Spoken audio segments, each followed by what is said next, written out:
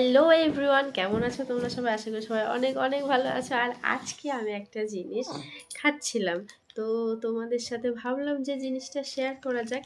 জিনিসটা হচ্ছে গিয়ে এই যে, তো কে কে খেয়েছো এই জিনিসটা ছোটোবেলায়? আই থিঙ্ক এখন সবাই অনেক অনেক ভালো ভালো জিনিস খায়, কিন্তু এসব হচ্ছে আমাদের ছোটোবেলার খাবার। মানে এটা আমি অনেক দিন পর, মানে অনেক দিন বলবো না, বহু বছর পর হয়তো খাচ্ছি।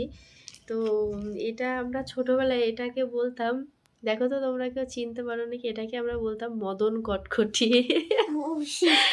মদন, এবার নারীও না, এটা ছেড়ে দাও ছেড়ে দাও। এটাকে আমরা ছোটবেলায় বলতাম মদন কটকটি। তো তোমরা কে কে এই মদন কটকটি খেয়েছো অবশ্যই আমাকে কমেন্ট করে জানাতে ভুলবে না একদম, ঠিক আছে? এই এই এই দেখো খাচ্ছে পাখি।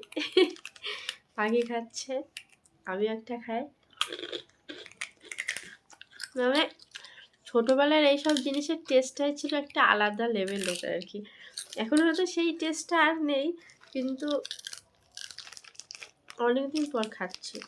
কিন্তু সেই জিনিসগুলো এখন দেখলে ঠিক ছোটোবেলার কথা মনে পড়ে যায়, যে ছোটোবেলায় আমরা কত অল্প অল্প জিনিসে কত খুশি হয়ে যেতাম। হ্যাঁ, আর এখনকার বাচ্চারা, মানে ওরা হয়তো অনেক ভ্যারাইটিস আইটেম পায়, ভ্যারাইটিস জিনিস পায়, তাও কিন্তু ওরা সেটাকে এনজয় করে খেতে পারে না। কিন্তু আমরা এই যে ছোট ছোট জিনিস নিয়ে কতটা এনজয় করতাম, কতটা খুশি হয়ে যেতাম যে এইগুলো পেলেই, কিংবা কোনো একটা কাঠি ভাজা, কিংবা কোনো কোনো অনেক ছোটোবেলার অনেক খাবার আছে যেগুলো পেলে আমরা অনেক খুশি হয়ে যেতাম। মানে এটাই ভেবেই আমি আজকের ভিডিওটা করলাম। তো কে কে খেয়েছো আমাকে প্লিজ কমেন্ট করে জানিও। আর সবাই খুব ভালো থেকো, টাটা। ঝুড়ি ভাজা না, এটা মদন কটকটি, এটার নাম মদন কটকটি।